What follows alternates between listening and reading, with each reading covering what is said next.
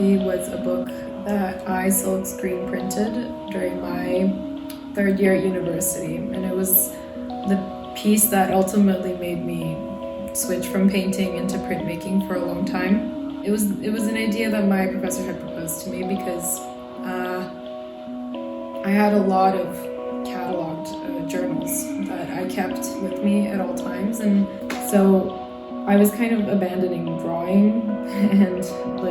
allowing the style of writing come into my artistic endeavors. And to be honest, it was the first time that I had thought of writing as an art form, as a possible way to communicate a visual aesthetic. And that was really interesting because it was kind of the first time that somebody had given me allowance to break free of these forms that we assign specifically to different artistic practices. So, when somebody says drawing, your conventional thought is that it's some sort of figuration of an item before you, or like a still life, or a person, or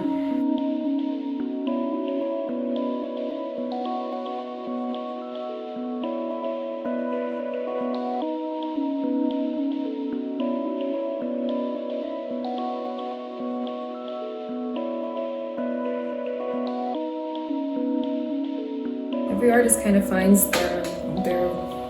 tonality in the pieces that they create, but it's also the pieces that kind of determine that for you, subconsciously through your own creation of them. When you put them all together, you realize, and that's the beauty of a book, is that you can have so many different pages that are all done in a different manner, but essentially when you put them all together, you'll have the summation of it all, and it kind of speaks on its own behalf. So I think that for me, the most important thing was to take something that was really crude, like notes or sketches that are created on the go and done with, limited materials or supplies that are around me, to take that creation that's based on a challenge and a limitation and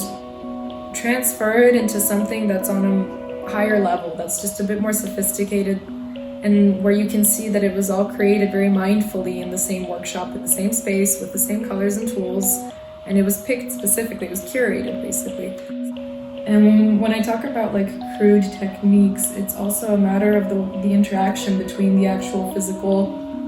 materials that you're using. So in the original journals that I owned, the papers were very thin. They were very crinkly when you applied water to them, and then using harsh materials on it or something like any kind of strong pigments would have this sort of shadow on the next page.